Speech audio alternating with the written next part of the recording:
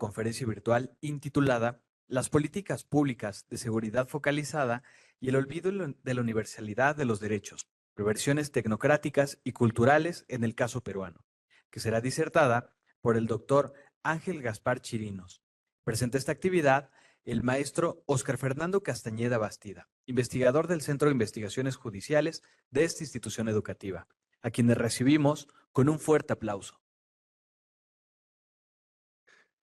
Muchas gracias. Para poder iniciar, me voy a permitir dar lectura a la ficha curricular del doctor Ángel Gaspar.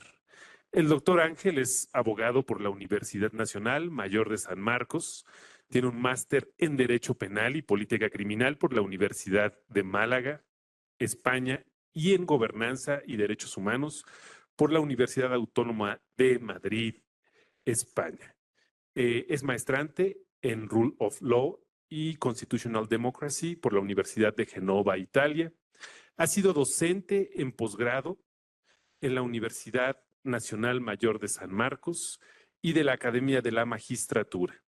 Además, ha sido asesor y consultor en el Congreso de la República, la Junta Nacional de Justicia, el Ministerio del Interior, el Ministerio de Justicia y Derechos Humanos, la Procuraduría General del Estado y la Corte Suprema de Justicia del Perú.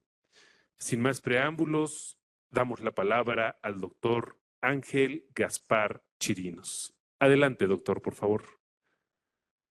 ¿Cómo estás? Buenas tardes. Muchas gracias, Óscar Castañeda, por la presentación y agradecer a los organizadores de este importante congreso internacional y también a la figura del profesor Rafael de Giorgi, que siempre está permitiéndonos congregar a diversos especialistas.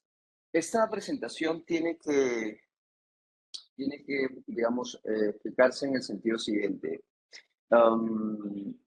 El título de la exposición, que es Las políticas de la seguridad focalizada y el olvido de la universalidad de los derechos, hace alusión a algo muy específico que tiene que ver con la política criminal de los estados, ¿sí?, en Occidente, y cómo esta política criminal de los estados tiene su expresión en Latinoamérica de una forma bastante, digamos, perversa, a cómo originalmente es pensada, reflexionada y medianamente desarrollada en países occidentales desarrollados. Bien, para lo cual, por ende, señalaré algunos puntos que tienen que ver con un caso, que es el caso peruano, y específicamente la política criminal aplicada a través del Ministerio del Interior, que es donde he elaborado un buen tiempo, ¿no? Alrededor de 3 años. Entonces, el caso ciertamente tiene que ver con esa política criminal realmente existente y aplicada para este tiempo ya 5 años, ¿bien? Y que, digamos, tiene algunas perversidades que me importa señalar, ¿bien? En concreto, voy a centrarme en 2 tipos de perversiones. Unas que tienen que ver con el diseño tecnocrático y otras que tienen que ver con aspectos más culturales. Concretamente, me quiero referir aquí a corrupción, ¿ok? Entonces, cómo la tecnocracia, la mirada tecnocrática y cómo la corrupción afectan el diseño y afectan la implementación de una política realmente existente frente a la violencia. Muy bien, pero este es el punto, digamos, de llegada. El punto de partida es toda una reflexión que tiene que ver con derecho constitucional, bien, y un poco de teoría política, muy bien, como un primer gran eje, y luego una pequeña reflexión en relación a lo que viene a ser modelos político-criminales a nivel teórico, muy bien, y cuál es el modelo político-criminal por el cual se debería apostar. Y pues, tras ello, llegaré a abordar el aspecto concreto que tiene que ver con esta experiencia real de la política criminal en el caso peruano. Muy bien, entonces son, digamos, esos 3 momentos que atraviesan un poco la exposición de hoy. Bueno, en esa línea, la lámina siguiente, por favor, me va a permitir a mí dar el primer paso para el primer eje. Bien. El primer eje que tiene que ver con, el título es Necesidad de afirmar el modelo de Estado democrático de derecho. Bien, esa es la lámina, que es creo que la anterior a la que está ahora mismo proyectada. Bien, necesidad de afirmar el modelo de Estado democrático de derecho. Bien, el primer eje es este. Bien, y hay un primer subnivel de análisis que tiene ahí un literal A, nivel teórico, poder constituyente, poder constituido y constitucionalismo democrático. En este primer eje, de lo que se trata es de exponer cómo teóricamente se logra resolver el conflicto entre esta discusión de, por un lado, poder constituyente y por otro lado, poder constituido. ¿Cómo ambos conceptos pueden ser conciliados? ¿Por qué? Porque cuando se habla de poder constituyente, se habla de teoría política, bien, se habla de facticidad, mientras cuando se habla de poder constituido, se habla de derechos y por lo tanto de estabilidad, de formalidad. Entonces es un problema para muchos teóricos encontrar la forma de conciliar ambos conceptos. Sin embargo, desde el punto de vista de la corriente del constitucionalismo democrático, se logra hacer esa conciliación a través de un concepto mayor. Por eso es que así como menciona la lámina, desde el constitucionalismo democrático se va a tratar de establecer un metaconcepto, bien, que albergue tanto al concepto de poder constituyente como de poder constituido. Esta perspectiva teórica entiende que la potencialidad de la soberanía popular es absoluta porque lo contrario se estaría negando el fundamento democrático de la sociedad constituida. Muy bien, entonces en la siguiente lámina se señala, ¿no? Desde el constitucionalismo democrático se pretende dar solución a una tensión presente ya en las primeras teorías contractualistas que se planteaban la interrogante de si era posible una relación de coexistencia, incluso de complementariedad entre dos productos que pueden parecer antitéticos. La democracia como fuente del poder y el constitucionalismo como preservación de ámbitos propios de derechos, que es lo que había mencionado. ¿Cómo se supera esto? Pues señalando que la democracia es fundamentalmente determinar y avanzar sobre un Estado de derechos y también que el constitucionalismo requiere de legitimidad democrática como fundamento de su decisión. Es decir, democracia siempre que la discusión sobre el poder y el ejercicio mismo de este permita avanzar en los derechos. Y constitucionalismo, sí, pero entendiendo que el fundamento último no está en un marco jurídico formal, sino en la legitimidad democrática, es decir, en el poder popular. Entonces, así es posible conciliar dos conceptos que pareciesen, digamos, irreconciliables, pareciesen moverse en dos niveles distintos, la facticidad por un lado y por otro lado la formalidad. Bien, este marco de discusión a nivel de este primer eje, que es un poco de teoría política y constitucional, nos va a permitir luego acceder a una discusión un poco más detallada, y ahí vamos avanzando a la siguiente lámina. Bien, literal B, nivel técnico-jurídico, ¿cómo debe entenderse la participación de la ciudadanía? ¿De qué? En el poder. El derecho de participación ciudadana o la participación ciudadana como un derecho transversal y no atomizado, creemos que puede permitir que frente a discusiones más tópicas como de la violencia, qué hacer con la misma, cómo gestionar una política criminal real en una sociedad, cómo ser partícipe de la sociedad de esa toma de decisiones, podría ser no solamente efectiva, sino además legítima.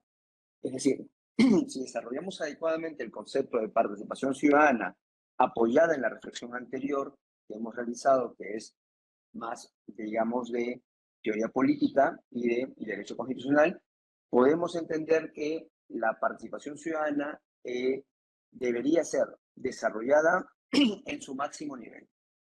Y digo en su máximo nivel porque hay diversas formas de comprender esto de la participación ciudadana. Por ejemplo, aquí tenemos tres definiciones. Bien, algunos entienden que por participación ciudadana pues se va a dar en cuenta, por ejemplo, que la ciudadanía tiene que ser cada vez más participativa en el sentido de activa en lo público. Por ejemplo, esa es la definición de Castells. Bien, seguimos. Marta Harnecker nos va a decir que cuando se habla de participación ciudadana, se hace referencia a cómo los marginados van a tratar de recuperar el poder a través de su inserción en algunas tomas de decisiones, ¿bien? En la dinámica del desarrollo y la transformación social. Pero ojo con ese objetivo, es siempre la transformación social, es una mirada más política. Y por último, una mirada más jurídica, porque la primera es sociológica, la siguiente es política y esta última es más jurídica, por parte de Bobbio nos dirá, ¿bien? Que se busca establecer la posibilidad material que tiene cada persona para participar entre ellos, encontrándose, como autores Bobbio, entre estos representantes, y también Dahrendorf, que plantean que la participación ciudadana como un elemento base para hacer frente a la toma de decisiones. Bien, ahora, si bien es cierto, tenemos estas tres definiciones ya, bien de lo que se puede comprender como participación ciudadana en sentido grueso, también es cierto que por participación ciudadana a veces se entiende específicamente solamente un derecho más atomizado, más regulado legalmente y reglamentariamente, y no un derecho transversal que pueda, digamos, permitir diversos tipos de participación en la toma de decisiones de las políticas públicas, bien, de las iniciativas legislativas e incluso en instancias judiciales. Bien, entonces, eso es importante que lo digamos porque ahora vamos a ver cómo se comprende el concepto de participación ciudadana ya un poco entrando a algo más técnico. Bien, por ende, me interesa que se pase a la siguiente lámina. Bien, la siguiente lámina. Bueno, aquí seguimos hablando un poco del concepto de participación ciudadana, pero ya adentrándonos en el análisis un poco más técnico. ¿A qué me refiero? Cuando se habla de participación ciudadana, uno puede pensar en si es que esta tiene que ser, digamos, solamente a nivel de información, es decir, el derecho a la información de la ciudadanía sobre lo que hacen los altos funcionarios públicos. Es un tipo de participación ciudadana, es un nivel de participación ciudadana, ¿bien? Pero es bastante primario. Mientras que si se habla de la cogestión, es un nivel muy alto de participación ciudadana, ¿bien? Pero entre la información, el derecho al acceso a la información pública, también conocido como transparencia, y la cogestión, hay varios niveles más, ¿bien? Entonces, tenemos que entender que cuando se habla de participación ciudadana, están estos niveles. Pero además, también podemos reflexionarlo en clave activo-pasiva, que es lo que nos dice, por ejemplo, la lámina, ¿no? Vamos a encontrar que la participación sociológicamente hablando presenta niveles diversos de intensidad, pasiva versus activa, como también respecto al ámbito de acción, a qué se refiere, social, estatal, internacional, y respecto a su carácter vinculante versus no vinculante. Es decir, qué tan vinculante es lo que dice la ciudadanía. En este cuadro, por ejemplo, se nos permite ver ello, ¿no? Niveles. El informativo, que venía mencionándose hace un momento, está en la parte superior. Luego pasamos al de opinión y consulta, de colaboración e involucramiento, y finalmente el de decisión e empoderamiento, que es el de cogestión. Es el máximo nivel de participación. Mientras que el primero es, insisto, informativo. Bien, habrá que preguntarnos en nuestros diseños constitucionales y políticos cómo es que nos encontramos como sociedad. Bien, cómo se encuentra el Estado, por ejemplo, en México sobre ese asunto. Bien, cómo se encuentra el Estado peruano sobre ese asunto. Y vamos a ver que en el caso peruano es el diseño que prima es un diseño bastante excluyente. Es decir, la forma de participación del poder popular es una que de pronto llega a moverse principalmente en el nivel informativo y tiene algunos pocos elementos consultivos. En ese nivel nos estamos moviendo cuando hablamos de participación ciudadana en el caso peruano. Y vamos a ver cómo este esquema tiene su impacto en las políticas públicas para hacer frente a la violencia, Bien, y vamos a señalar un caso concreto. Bien, entonces la siguiente lámina, por favor. Bien, como venía mencionando, ¿no? El nivel informativo constituirá o consistirá en que la ciudadanía le llegue información sobre asuntos de interés público o bien que se tenga acceso a la información que se requiere para tomar parte de un asunto de interés público. Es decir, que me informen. ¿Qué tan vinculante es lo que yo puedo opinar? Pues nada. ¿Por qué? Porque es solamente informativo. El nivel consultivo representará el nivel básico de influencia que personas y grupos pueden tener al ser convocados a un proceso participativo. El objetivo del proceso consultivo es recoger opiniones, propuestas e intereses de personas y grupos en relación a un asunto de interés público. En este nivel, la consulta no es vinculante para la autoridad, es decir, no se obliga a incorporar las propuestas surgidas en la consulta, bien, pero sin embargo te consultan. Si antes solo te informaban, ahora te consultan. Bien, y cuando te consultan, pues ya queda en manos del tomador de decisiones si es que lo que tú has participado, lo que tú has mencionado, lo que tú has señalado, bien, va a ser desarrollado e implementado o no. El siguiente nivel, el nivel decisorio, será aquel nivel en que las personas y grupos tienen una influencia directa sobre la toma de decisión del asunto en cuestión. Se pueden distinguir dos modalidades del nivel decisorio. La primera se refiere a consultas con resultado vinculante de manera inmediata, por lo que su resultado debe ser cumplido obligatoriamente por la autoridad. Ejemplo de ello lo constituye los plebiscitos y los referéndums con carácter vinculante. Bien, siguiente lámina. Bueno, entonces hemos visto dentro del primer gran eje de discusión, que es básicamente teoría política y derecho constitucional, cómo se puede entender esto de la participación ciudadana, bien, apoyado en la discusión de poder constituyente y poder constituido, entendiendo que existe un metaconcepto que puede permitir, por ende, que la participación sea amplificada y desarrollada a todo su nivel, por ejemplo, incluso a nivel de cogestión, bien, y cómo este segundo eje ahora va a permitir que entendamos un segundo eje, eh, donde nos preguntamos, ¿qué modelo político criminal debemos buscar implementar frente a la violencia?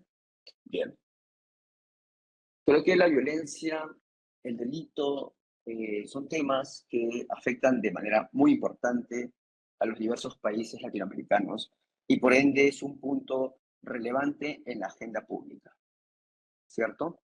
Frente a estas discusiones sobre la violencia y el delito, se han planteado diversos modelos de política criminal. Muy bien.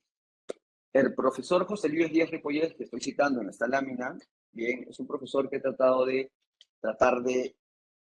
armar un modelo propio, al que él llama el modelo bienestarista, bien, que se conecta con la discusión del estado de bienestar, que es una discusión macro, bien, y señala que cuando se hace frente a la violencia y el delito, no tenemos que, digamos, contentarnos con una discusión principialista. Cuando hablo de principialismo, me estoy refiriendo principalmente al modelo garantista. El modelo garantista, que seguramente muchos constitucionalistas y penalistas lo recuerdan rápidamente por alguna alusión al profesor, por ejemplo, Ferraioli, bien, se mueve principalmente en clave jurídica. Bien. Mientras que la propuesta del profesor José Luis es una propuesta que, si bien es cierto, también entiende de la importancia del garantismo y su aporte a la discusión actual, sin embargo, va más allá en el sentido que ofrece un programa. Un programa, es decir, qué hacer con la realidad de la violencia. Y por ello llama a que los tomadores de decisiones y los académicos también entiendan que frente a la violencia y el delito hay que movernos también a nivel de la racionalidad pragmática. Esto entendiendo que existen varios niveles de racionalidad, bien, que organizan las discusiones y en concreto la discusión de las políticas públicas y de la política criminal e incluso de las leyes para hacer frente a determinados problemas. Bien, desde la racionalidad ética hasta la racionalidad de la eficiencia, pasando por la teleológica, la pragmática, la jurídico-formal, la lingüística. Muy bien. Entonces, estos niveles de racionalidad tienen que ser reflexionados ciertamente, pero de ellos es sumamente relevante darle énfasis a la racionalidad pragmática. ¿Por qué? Porque el modelo imperante en nuestras sociedades actuales es el modelo de la seguridad ciudadana. que te ofrece la mano dura, que te ofrece la respuesta inmediata y que supuestamente bajo una serie de medidas, un menú armado, se va a conjurar de alguna forma el delito, para lo cual restringen derechos. Bien, la elevación de los marcos de pena abstracto, la limitación de la movilidad a través de estados de emergencia o, aquí se llaman, en Perú, toques de queda o inmovilidad social, bien, la restricción de derechos y garantías, bien, la disminución de la edad de imputabilidad, la generación de listados donde figuran los nombres de personas que han cometido hechos delictivos, incluso de aquellos que ya se han, digamos, visto beneficiados de eh, algún tipo de resocialización, es decir, que han cumplido su condena, ¿bien? Que deberían ser, por ende, limpiados de todos los antecedentes. Esta generación de listas imborrables de acceso al público, así como lo anterior, la limitación de las calles a través de enrejados, el uso de cámaras de videovigilancia, forman parte del menú del modelo de seguridad ciudadana, para, digamos, aterrizar en variables un poco más concretas. Bien, frente a ese menú que piensa a corto plazo, que no atiende las causas estructurales, bien, que no hace un acompañamiento a las políticas, porque piensa a corto plazo y situacionalmente, es decir, en el momento en el cual se encuentra víctima y victimario, a través de, insisto, cámaras de vigilancia, patrullaje integrado, patrullaje por cuadrante, etcétera, etcétera, pues frente a ello, el profesor señala que si bien es cierto, estas medidas, varias de ellas se tienen que realizar, estas no van a atender el fondo del asunto si no se atienden las causas estructurales del problema, que siguen siendo excluyentes.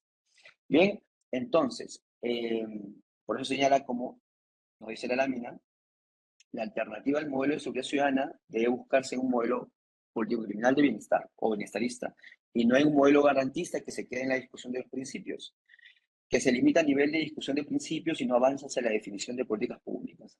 La aproximación debe anteponer una aproximación social a una aproximación represiva hacia la delincuencia, por lo cual los términos del debate se desenvuelven en consecuencia en el campo de la racionalidad pragmática. Esto es, en el nivel de la efectividad y eficacia de las medidas de intervención social a tomar. Cuando se acuse a aquellos que apuestan por medidas de mediano aliento, aquellos que señalan que las causas intermedias y más lejanas, es decir, sociales, son las importantes, cuando se les acuse a ellos de que sus resultados van a ser muy tardíos y que invertir en ello es muy caro, pues tenemos evidencia para responder también. El profesor por eso señala que a nivel de la racionalidad pragmática es donde deberíamos principalmente movernos.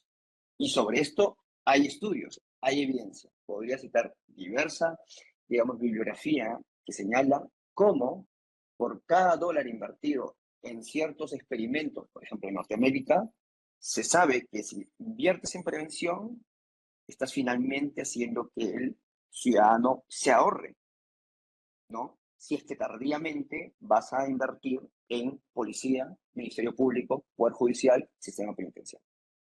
Sobre estas cosas ya hay evidencia. Lo que sucede es que, lamentablemente, muchos gobiernos latinoamericanos, sobre todo, están pensando a corto plazo. Entonces, si tú piensas en la foto, es decir, cómo luces inaugurando alguna actividad, emitiendo, promulgando una ley, pues claramente estos son simplemente disparos rápidos, ¿no? Mensajes cortos que no van a tener un impacto importante sobre la violencia, ¿cierto? Pero sin embargo van a generar, pues, seguramente alguna sensación de calma muy transitoria en la gente.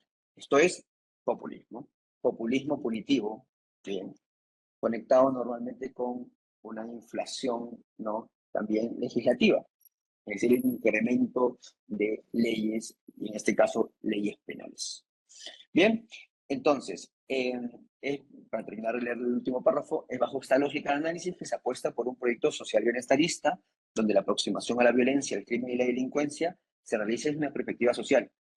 Y por ende, tenemos que entender qué tan importante es la discusión y tiene que ver con la inclusión y exclusión como una dimensión político-criminal, con una fuerte capacidad explicativa de los sistemas nacionales de control penal. Bien, entonces, ese es el segundo eje reflexivo. Pasamos al tercer punto, que ya es el caso. Bien, la política criminal del Estado peruano, colocando un ejemplo, no está en las láminas, pero lo voy a señalar, que es la estrategia, y lo pueden buscar por internet, la estrategia multisectorial contra el crimen y la violencia, Barrio Seguro, así se denomina, hasta la actualidad, porque sigue, digamos, implementándose. Una estrategia que en su diseño, aprobado a través de un decreto supremo, tenía elementos muy interesantes, ¿bien? Confluían varias perspectivas teóricas y metodológicas. Sin embargo, el problema es que a nivel de diseño ya carecía de, de algunas perspectivas. Se suele argumentar, sobre todo en los países latinoamericanos, bueno, creo que esto es incluso más allá de los americanos occidentales en general, que pues debido a que carecemos de presupuesto, las políticas públicas tienen que ser focalizadas, ¿cierto? Eso es algo que, digamos, en las discusiones de políticas públicas se conoce. Y se llama esto, pues, ser eficiente en el gasto público. Bueno, la focalización de las políticas públicas para hacer frente al crimen y a la violencia, bien, tiene que ser, digamos, discutida en diversos niveles. En primer lugar, se plantea que no se puede invertir, digamos, de manera amplia en países, en los territorios, ¿bien? Porque pues hay que dosificar donde más gravemente está atacando el problema, ¿bien? Donde más se siente. Y para ello, pues, volviendo al ejemplo de esta política que se llama Barrio Seguro, así lo vamos a resumir, ¿bien?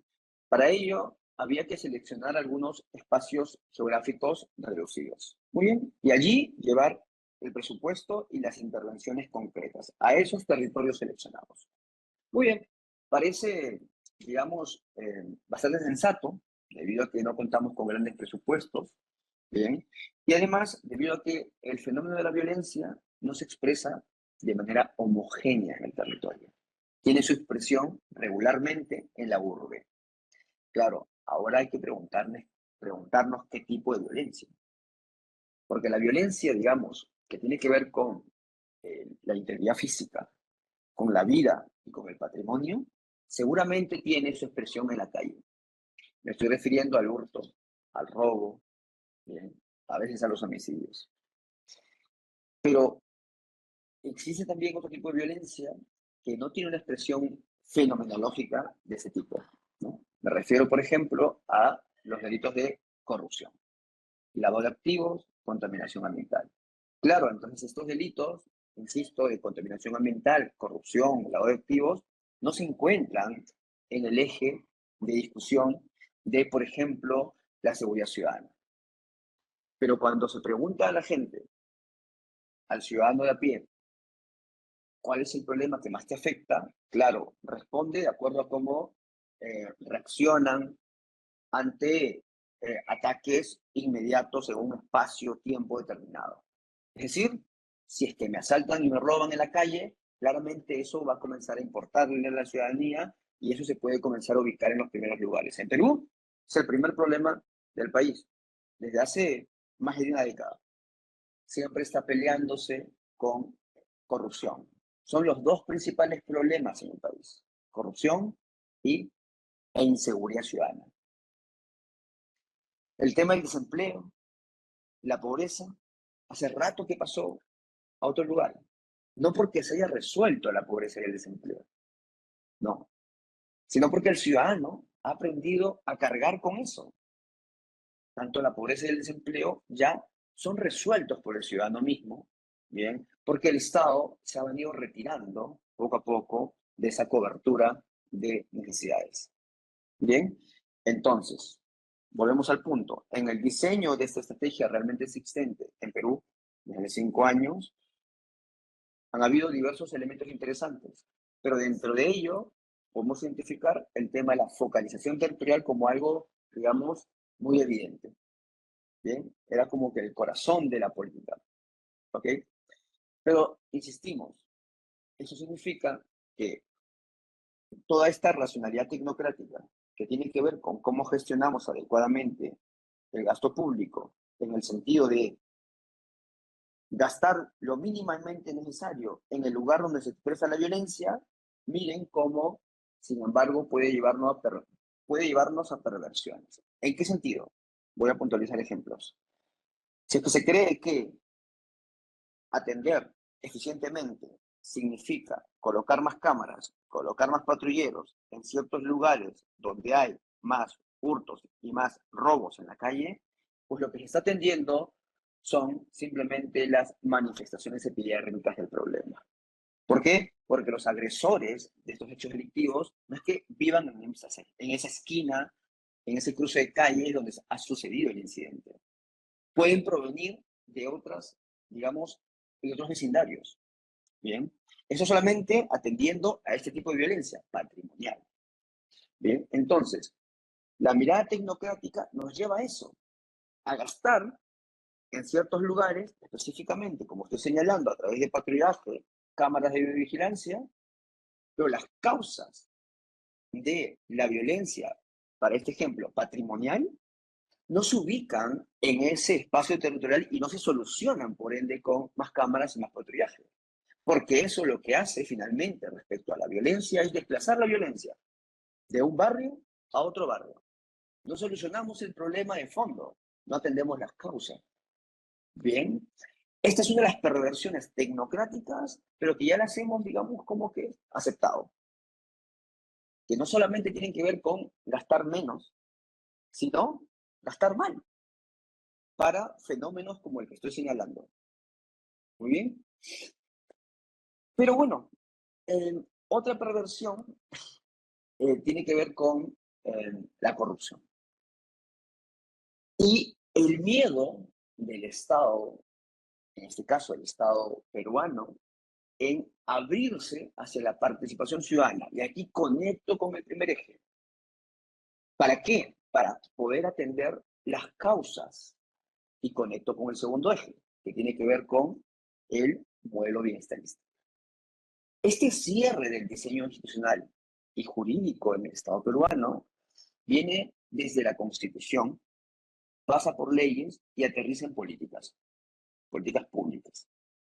Entonces, lo que tratamos de hacer aquellos que creemos que se pueden abrir puertas es servirnos de algunos espacios a nivel constitucional, de servirnos de algunos elementos que pueden introducirse en las leyes para devolverle el poder, un poco al menos, a la ciudadanía cuando se tiene que eh, debatir y tomar decisiones en relación a la violencia y el delito. Y este punto que estoy ahora compartiendo en las láminas que vienen, tienen que ver con la modificación a una ley que tiene que ver con un sistema nacional de seguridad ciudadana. Miren a qué nivel ha llegado el concepto que solamente antes, hasta hace, no sé, 15 años atrás, se movía a nivel de la doctrina, ¿bien? Y se hablaba de seguridad ciudadana. En el caso peruano, eso no solamente se mueve a nivel de la doctrina de los libros, sino que se ha introducido con una ley. Y la ley ha creado un sistema funcional denominado Sistema Nacional de Seguridad Ciudadana. Así existe, realmente, con ese nombre.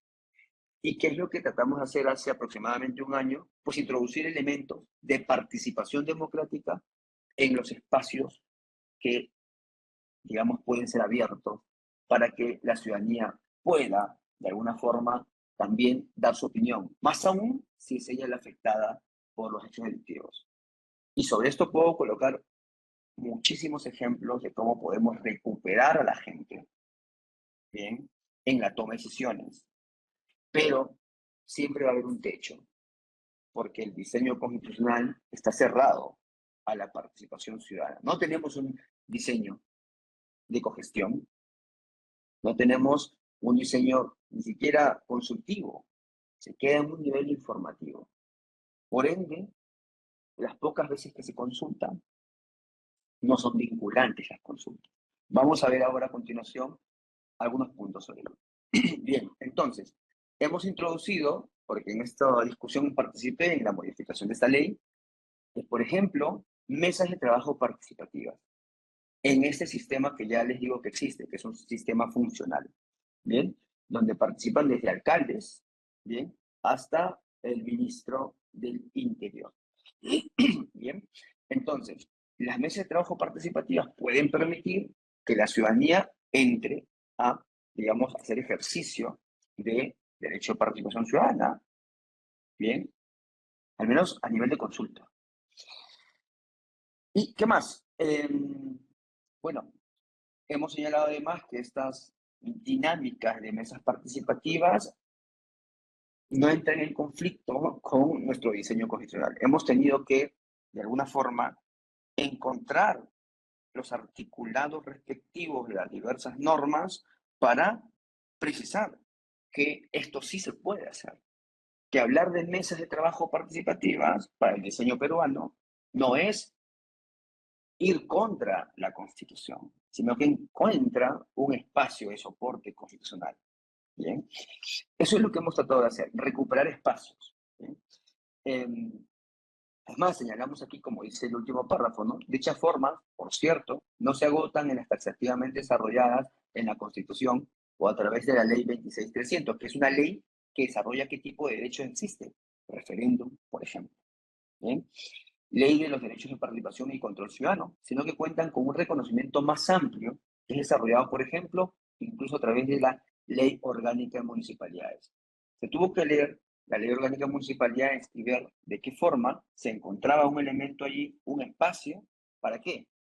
Para que a través de lo que se denomina los cabildos abiertos podamos permitir que los ciudadanos exijan a sus municipios a través de las instancias llamadas códice, que ahora lo vamos a ver, la siguiente lámina, por favor, exijan que se los haga partícipes. ¿Bien? ¿Sí? La siguiente lámina. Muy bien, entonces, como vengo señalando antes ya, mencionamos que el sistema se encuentra habilitado para incorporar mecanismos que permitan, digamos, legitimar la intervención del Estado. Legitimar en el sentido de permitir la participación democrática de la gente y, por ende, devolverle un poco de poder a ellos y, a su vez, bueno, los gobernantes de turno ganan legitimidad. ¿Ok? No porque estemos a favor de un... Así efectivamente se debe gobernar, haciendo partícipe a la ciudadanía. Muy bien, ¿qué más? En ese sentido, se introdujeron diversas modificaciones en diversos artículos que va a ser un poco cansado leer, bien, pero se trató de incorporar el concepto de mesas participativas, así como vemos ahora, ¿no? Promoción de mesas de trabajo participativas en diversos artículos de esta ley. Una ley que diseña, insisto, un sistema nacional funcional de seguridad ciudadana y que hace participar desde el ministro en una instancia muy alta de toma de decisiones hasta nivel desagregado territorial, los CODISEC, que son los niveles más aterrizados, los distritales. Bien, la siguiente lámina, por favor. Bien, acá lo que hemos tratado de hacer es cómo fundamentar técnicamente a nivel jurídico y también con alguna mención doctrinaria, cómo es que estos mecanismos de participación no entran en conflicto con el diseño constitucional y legal. Bien, se tuvo que buscar diversos, digamos, mecanismos y herramientas para que no nos impidan la modificación legal. Bien, por eso señalamos, ¿no? Debemos ser conscientes de la existencia del mecanismo de rendición de cuentas y cabildo abierto, que se incorpora en el artículo 3A de la ley. Es lo que hemos incorporado nosotros. Bien. ¿Por qué? Porque conectando con otra ley preexistente, la Ley Orgánica de Municipalidades, señalamos que esta ya incorpora lo siguiente. El vecino de una jurisdicción municipal puede ejercer su derecho de participación vecinal en la municipalidad de su distrito y provincia, mediante uno o más de los mecanismos siguientes. Cabildo abierto, conforme a ordenanza que lo regula. Por su parte, el artículo 119 de la misma ley señala, el cabildo abierto es una instancia de consulta directa del gobierno local al pueblo, convocada con un fin específico. Bien, asimismo agrega dicho dispositivo que el Consejo Provincial o el Distrital, mediante ordenanza, reglamentará la convocatoria cabildo abierto. Además, señala que se establecen primordialmente lo siguiente, como componentes de este cabildo: el objeto, la finalidad, la forma de convocatoria, los medios de difusión, etc. ¿Saben cuál es el problema aquí? Como vemos, que el poder lo siguen teniendo los municipios, el poder de reglamentar. Es decir, si reglamentan de forma excluyente, si reglamentan de forma que no hago muy amplia la convocatoria, o que no doy muchas veces la palabra, o habiendo incluso tomado la palabra el ciudadano y habiendo proyectado su opinión y compartido la misma, sin embargo, esta no es vinculante, dado que esta está reglamentada y esa reglamentación tiene su soporte en una ley, pues el poder finalmente está en los gobiernos municipales.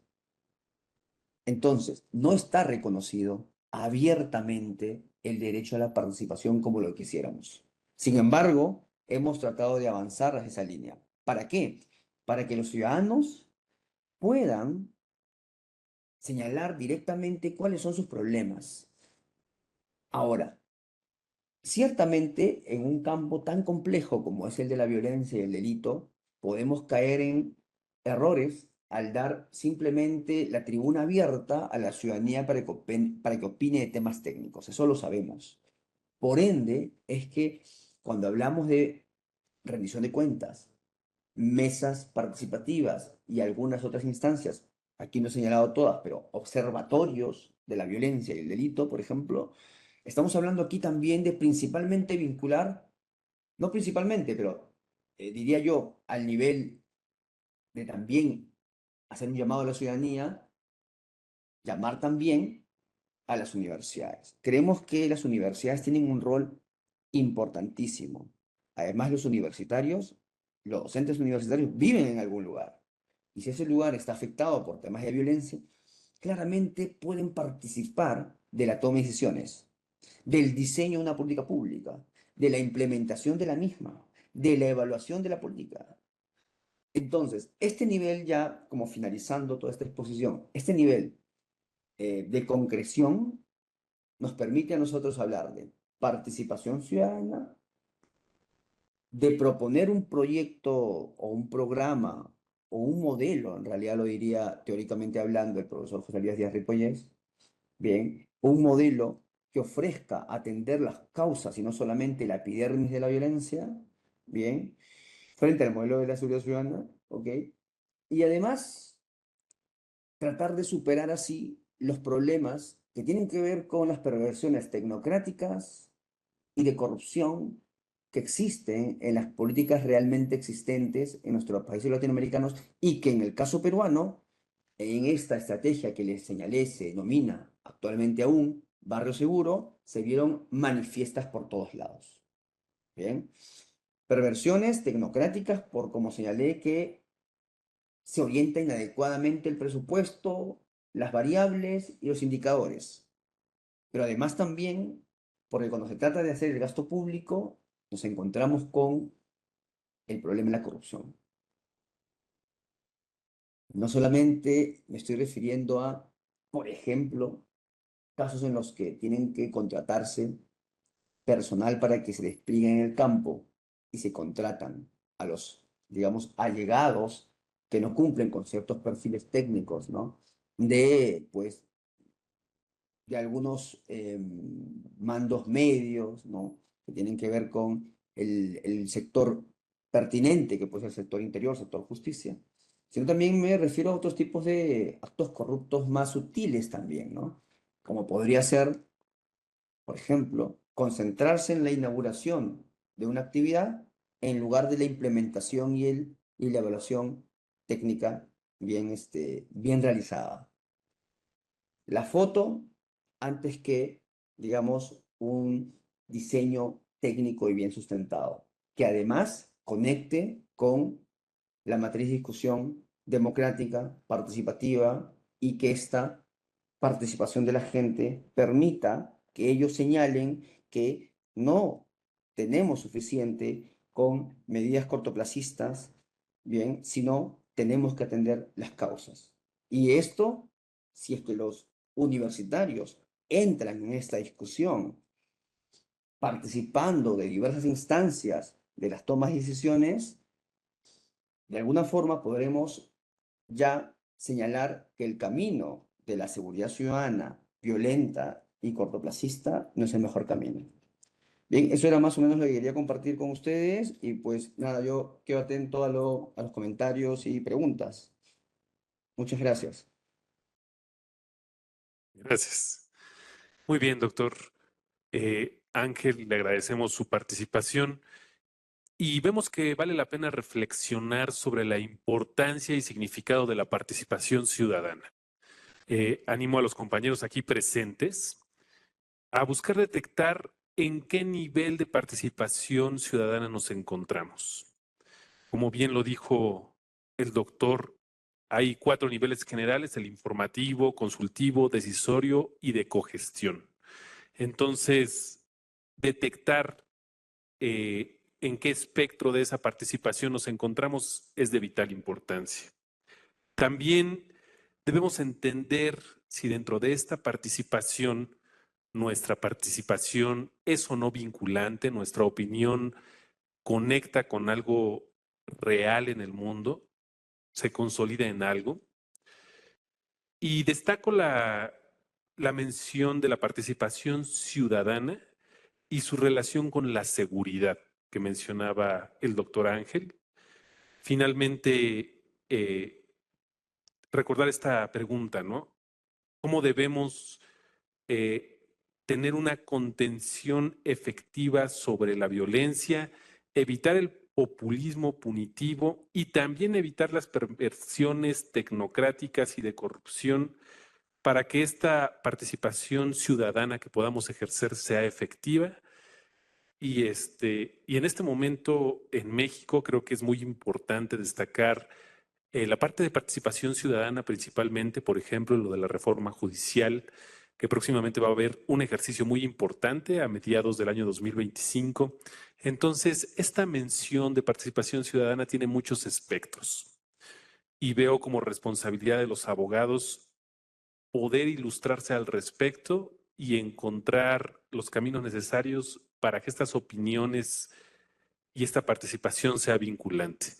Quiero preguntar a este auditorio si tiene alguien alguna pregunta sobre el tema de participación ciudadana, sobre el tema de seguridad y participación ciudadana. Adelante, por favor.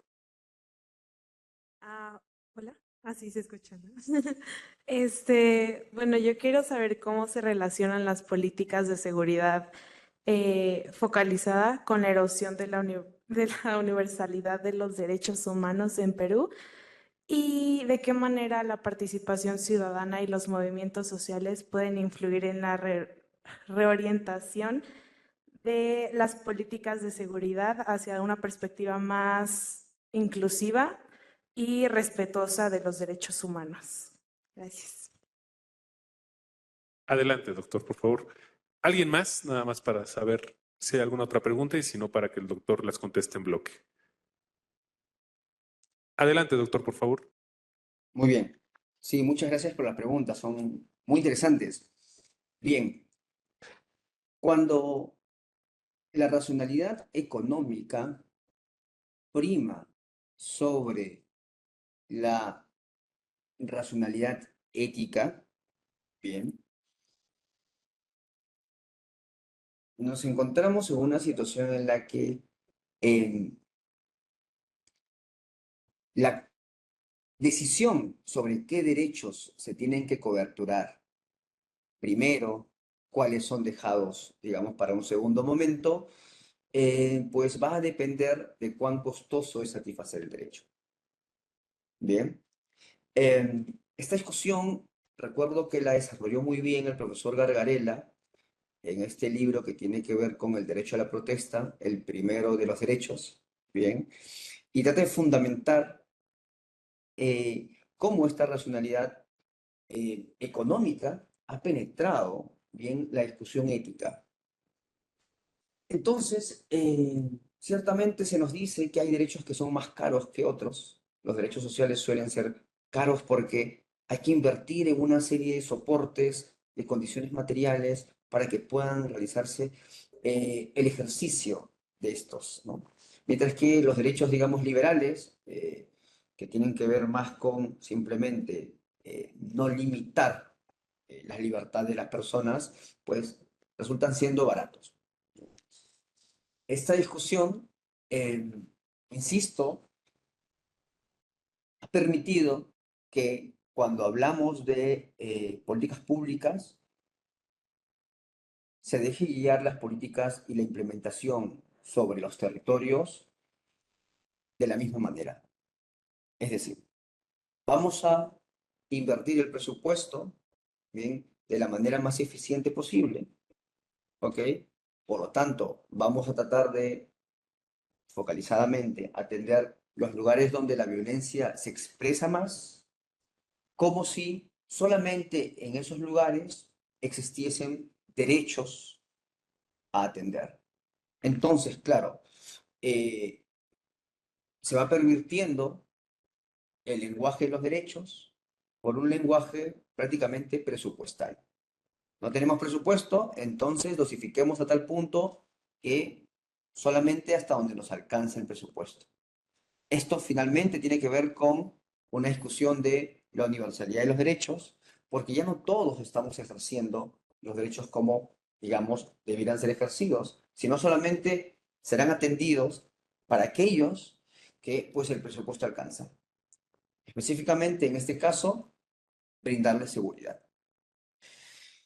que puede ser a través de más cámaras de videovigilancia, más patrullaje, etcétera, cosas. O más policías por cada 1000 habitantes, policías municipales o del gobierno central. En algunos países existen los dos, vamos viendo. ¿Ok? ¿Cómo podrían los movimientos incorporarse en esta discusión de las políticas públicas para hacer más inclusiva las mismas? Bueno, una parte de la exposición tuvo que ver con las universidades y creo que las universidades podrían ser un buen canal para conectar con los movimientos populares. Bien, tenemos una universidad donde estudia gente de diversas localidades y con seguridad gente de localidades deprimidas. En Perú yo puedo hablar por la Universidad Nacional Mayor de San Marcos, que es la universidad más grande, pero pública, y su composición es muy plural. No solamente expresa una composición de Lima, sino incluso de todo el país, porque vienen prácticamente de todo el país a estudiar allí, porque no hay otras grandes universidades en el interior, hay muy pocas.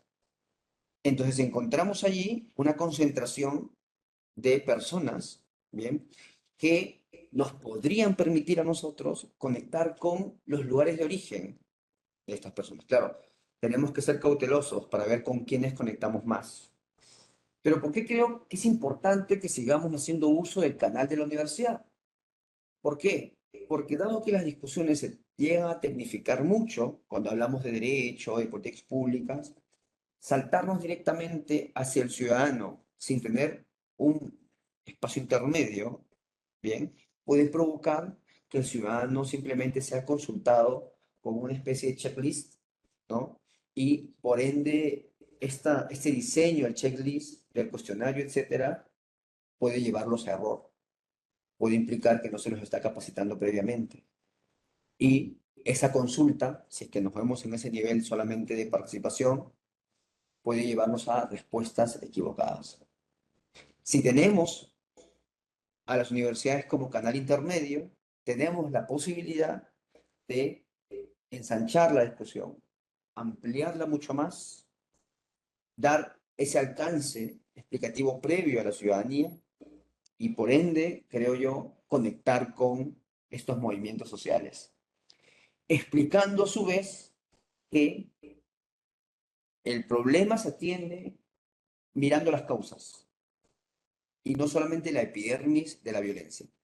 Y que además, violencia hay de diverso tipo, desde la violencia del hurto y el robo, que es, digamos, como que la más perceptiva, hasta la violencia que tiene que ver con el cuello blanco y la contaminación ambiental. Pero eso implica hacer docencia, explicarles que eso también es violencia. Y ahí recordemos el libro de Saderman, El delito de cuello blanco. Bien, entonces tenemos que explicar que ese es un tipo de violencia que pasa muy, digamos, por agua tibia y que la gente, si bien es cierto, no se ve afectada inmediatamente en un espacio de tiempo, en su fenomenología, esto, digamos, parece menos impactante, sin embargo, está detrás de las licitaciones públicas. Seguramente podremos encontrar ahí situaciones de cohecho y colusión que deberíamos llamar la atención para que la ciudadanía también sea sensible a ello, porque esto se encuentra detrás de, por ejemplo, por qué se hacen compras de unidades vehiculares, bien, que no tienen repuestos adecuados y por ende después de brindar el servicio de seguridad por un año, luego no tenemos los repuestos. Entonces los problemas de corrupción están detrás, pero la ciudadanía no detecta esas discusiones tan cercanamente. Más o menos va por esa línea la respuesta. Muchas gracias.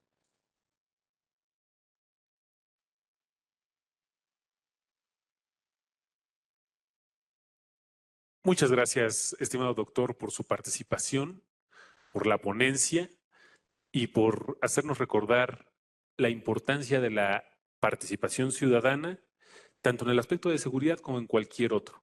Además, como bien señaló al final, la importancia de los estudiantes y de las universidades para poder ser conductos de esa participación plural.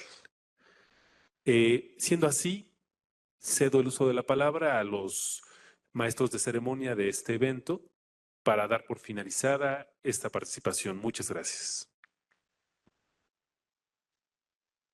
Agradecemos la participación de nuestro conferencista. A continuación, el maestro Óscar Fernando Castañeda Bastida llevará a cabo una entrega simbólica de un merecido reconocimiento al doctor Ángel Gaspar Chirinos por su destacada disertación.